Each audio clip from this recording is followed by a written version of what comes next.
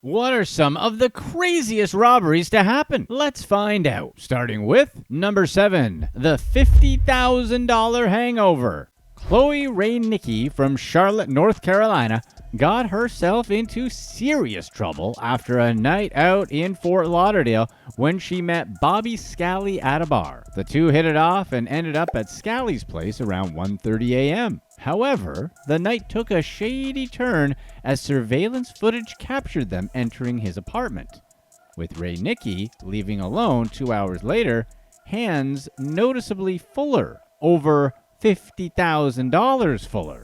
As it turned out, Reynicke didn't just leave with good memories. She left with $52,000 worth of memories, including high-end Rolex and Breitling watches, an iPhone 12 Pro, Scali's wallet, and $1,000 in cash.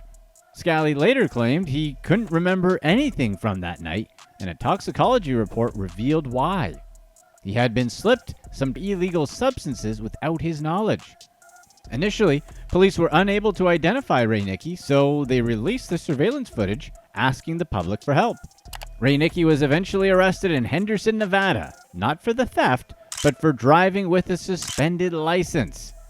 It's always the dumb thing that gets you caught, right? Once in custody, she was identified and charged with grand theft related to the Fort Lauderdale incident. While there's no public information on her sentencing, Reynicke's actions have undoubtedly left a significant impact on all involved. It sounds like in Fort Lauderdale, meeting a stranger at a bar might cost you more than a round of drinks.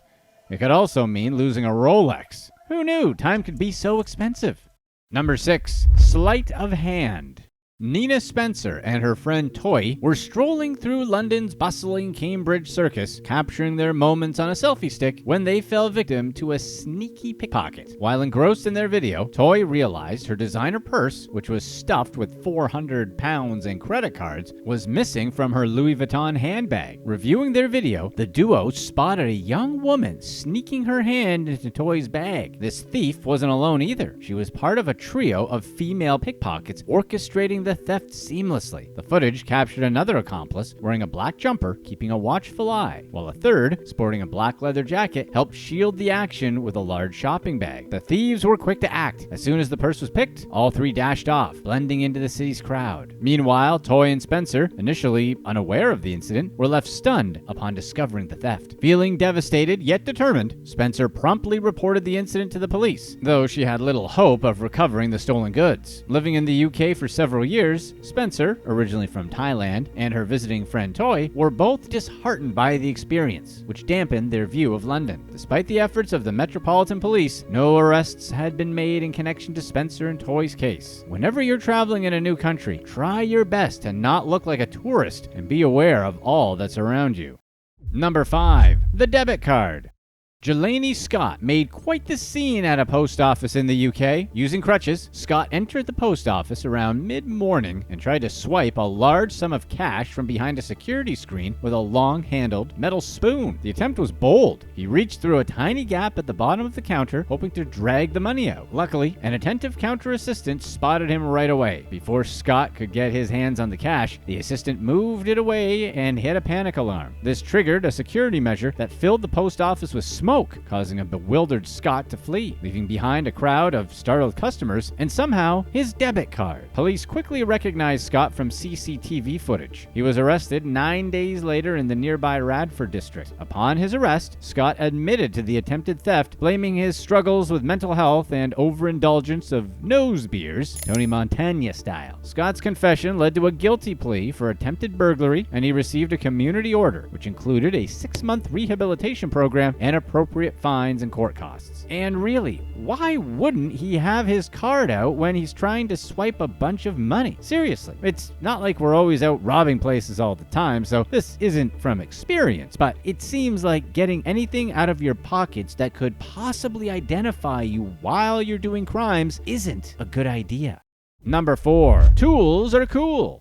At McKay's of Cambridge, a hardware store with a 112-year legacy, 3 bold thieves armed with cable cutters made off with 1,500 pounds worth of high-end power tools. The crime, committed under the watch of 35 CCTV cameras, saw the middle-aged men break chains and stuff equipment into their coats. Neil McKay, the co-owner, was shocked by their audacity, noting they seemed to know exactly what they were after, targeting only the top brands. And they clearly didn't care about all of the cameras. While the store staff was busy, the thieves exploited a less monitored area of the 10,000 square foot shop. Neil, whose family has owned the store since 1912, remarked on the increasing frequency of thefts, suggesting businesses are becoming desensitized to the loss, feeling the issue is too common to report each incident. He advocates changing the term from shoplifting to shop theft to reflect the severity of the crime, emphasizing that such acts should be viewed as serious crimes. The local police are investigating the incident, but Neil's experience with security issues isn't new. He once played a key role in arresting a man who had stolen from him in 2015 after the thief complained about his image circulating in a newspaper. Apparently, this guy, Nicholas Algaretto, was dubbed Britain's dumbest shoplifter after his own actions led to his arrest. Allegretto was caught on CCTV stealing an industrial magnet from McKay's. Instead of laying low like a normal thief, he walked into a police station outraged over a CCTV still photo of him that had been published by a local newspaper. His complaint to the police about the publication ironically facilitated his own capture and subsequent prosecution for the theft. We can all hope that lightning strikes twice and Neil gets these guys to make the same mistake. Number 3, the 6-ton dime heist. In Philadelphia, a group of 4 men pulled off a weird heist, swiping over 2 million dimes from a U.S. mint tractor trailer. The main culprits, identified as Rakeem Savage, Ronald Byrd, Hanif Palmer, and Malik Palmer, all faced multiple charges. The loot from the dimes alone totaled a hefty $234,500. Seriously, that's a lot of dimes. The incident unfolded when the driver, en route to Miami, parked his unmarked trailer in a Walmart parking lot to catch a snooze. Using bolt cutters, the quartet seemed to be unaware of what was in the trailer when they broke in. So, props to them, we suppose, since they accessed the trailer and saw literally tons of dimes on pallets, roughly 75 million of them, weighing over 185 tons. Instead of just leaving them, since it's very difficult to take that many dimes, the crew started moving them into smaller containers to take them away. They took nearly 6 tons of dimes. Come morning, the driver discovered a glittering trail of dimes left behind. Apparently, the group was already out on a robbery spree involving other high-value items, such as alcohol and seafood from freight trains that night. Surveillance footage later revealed the men in action, sporting gray hoodies and systematically loading dimes into bags before transferring them to another vehicle. The aftermath of the dime heist saw the men trying to convert their metallic mountain into cash, resorting to Coinstar machines and bank deposits to launder their hefty haul. However, what happened to the majority of the stolen dimes remains a mystery, as only a fraction of the money was accounted for in the transactions. The thing is, who wants to steal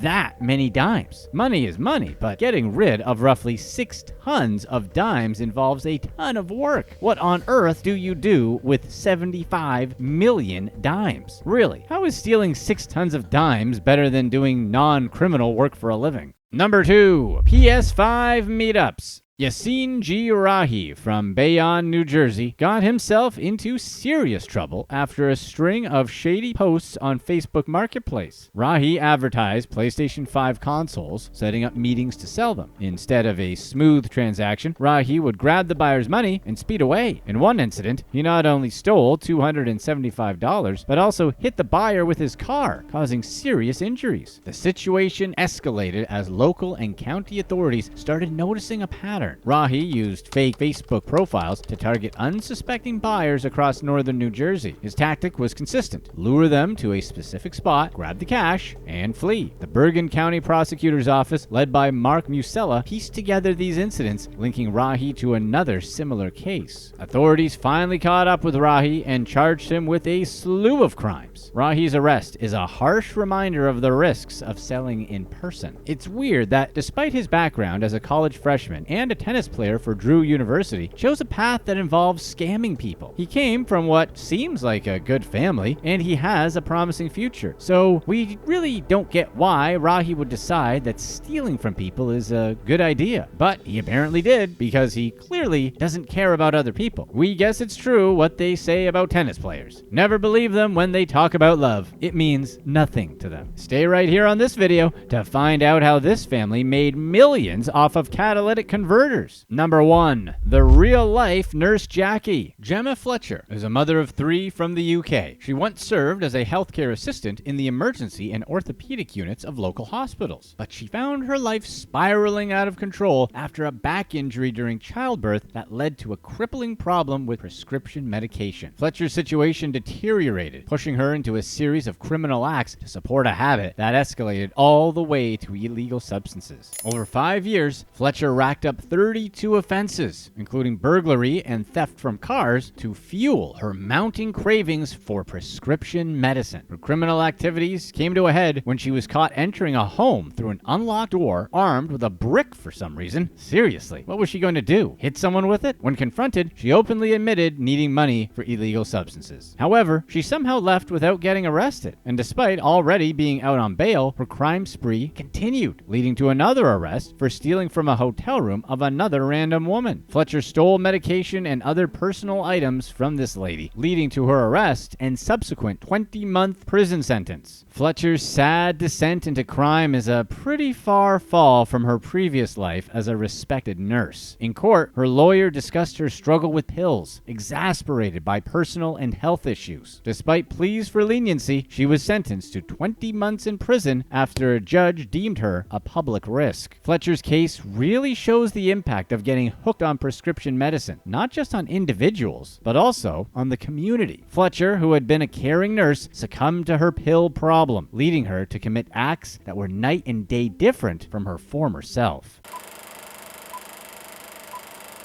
Who are the criminals who just can't help but commit a crime? Let's find out, starting with number 6. Call off the wedding.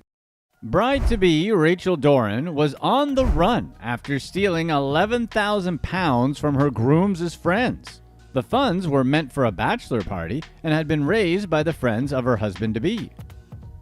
Each friend contributed £440 for a trip to Ibiza, where the groom, the best man, and all his friends would have fun.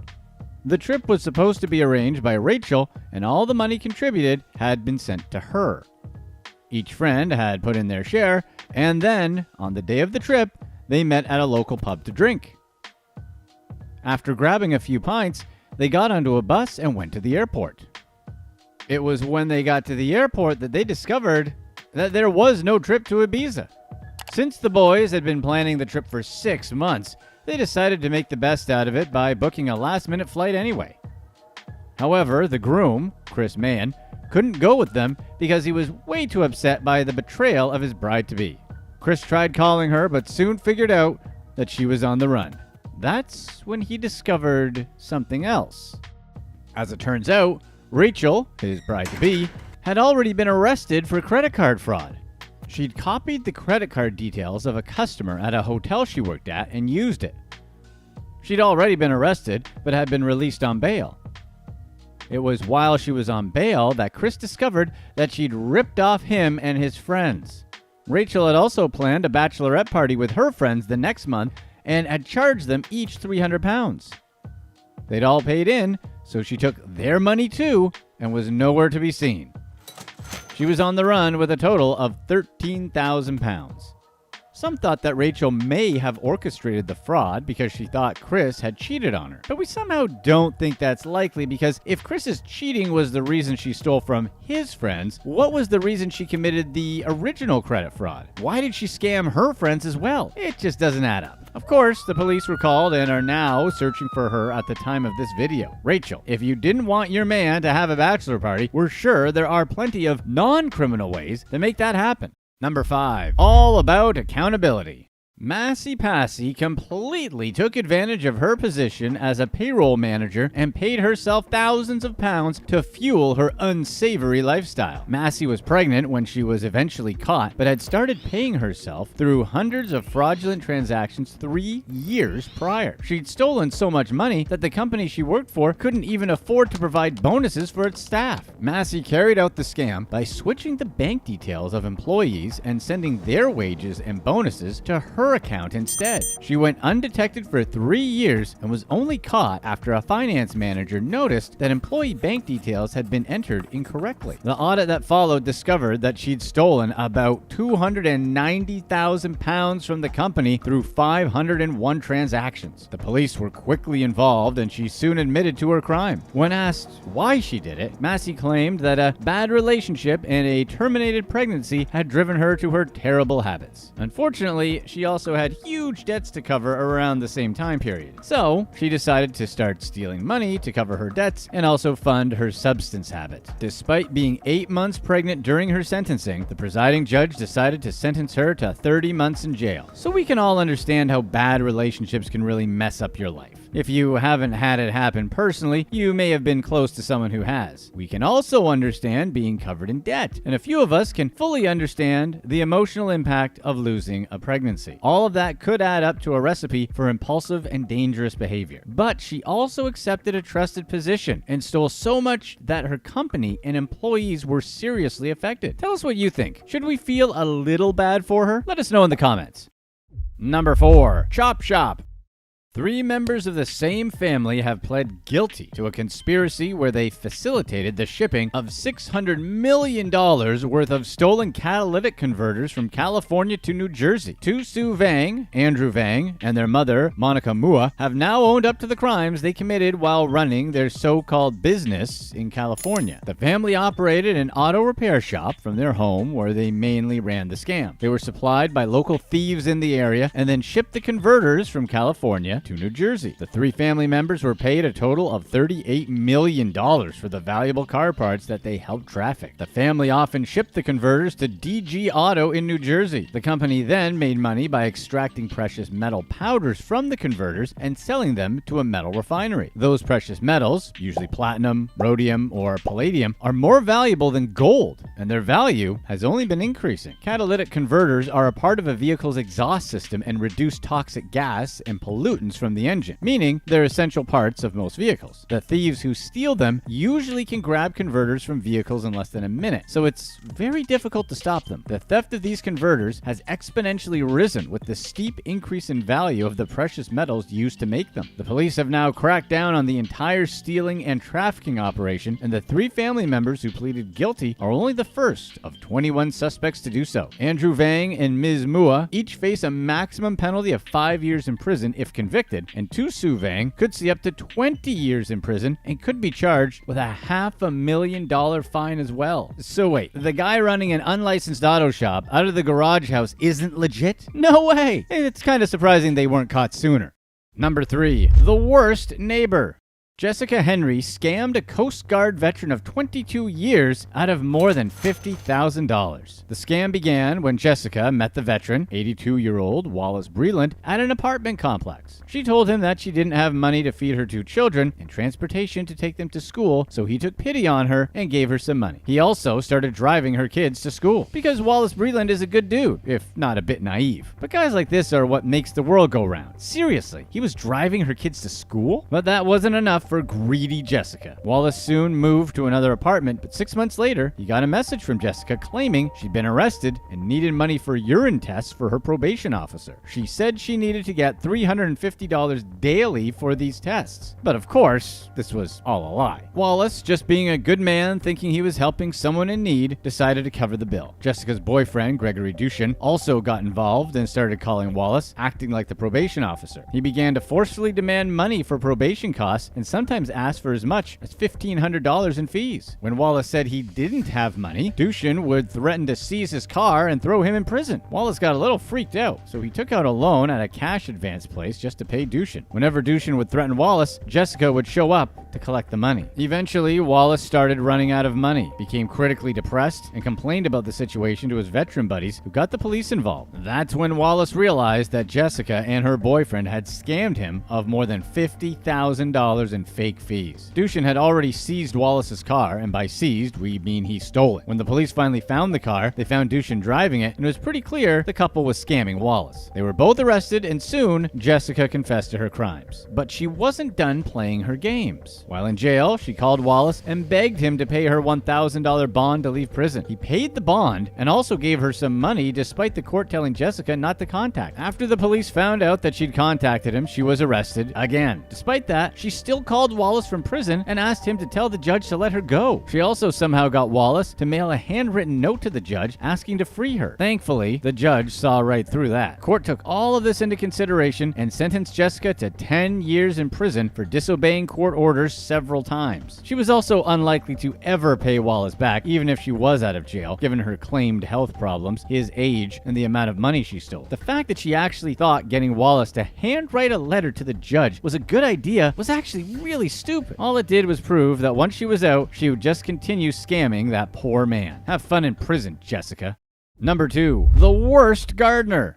Russell Joy stole almost £200,000 from a 98-year-old widow whom he worked for as a gardener. Joy was hired as a gardener by Mary Bradian in 2008, and they had an initially good working relationship until Joy got greedy and decided to begin an elaborate scam that would net him thousands of pounds. Mrs. Brady had relied on Joy for not only gardening, but also for other odd jobs around the house. She soon started trusting him with even more personal affairs, and 6 years later, he decided it was time to start taking advantage of that relationship. First, Joy convinced her to write checks for up to £100,000 and then set up a direct debit from her account to pay his car insurance. He also got her to give him access to her bank card and PIN so that he could do her shopping for her. Joy did do the shopping, but he also made sure to spend money on himself. He withdrew £300 from her account on 107 different occasions, which totals over £32,000. Joy also convinced her to cash in investment bonds that her husband had and pretended to be her grandson in calls with the company she got the bonds through. He arranged 5 policies worth £229,805 to be cashed in, and he took some of that money for himself. Mrs. Brady had suffered from some hearing loss since she was 98, so Joy was able to exploit that to convince her to do things she wouldn't want. So what did he use all this money for? It may shock you to learn that Joy didn't donate it to charity or use it for cancer research. Instead, he used the money to buy himself a nice Land Rover, go on expensive vacations to Hong Kong and Thailand, and buy himself 12 expensive designer watches. Just the sort of thing you'd expect a fraud like that to do. But Joy couldn't get away with his scam forever. Mrs. Brady's family started looking into her finances to organize her care after she had 2 falls, and they discovered his massive fraud. At first, Joy claimed that the withdrawals and payments had been gifts given with Mrs. Brady's understanding, but he later admitted to 6 counts of fraud once the police were involved. He was later sentenced to spend 5 years and 1 month in prison, and tragically, Mrs. Brady passed away before the resolution of the trial, never getting the justice she deserved. We somehow don't think there'd be a lot of opportunities for Joy to wear his expensive watches in prison.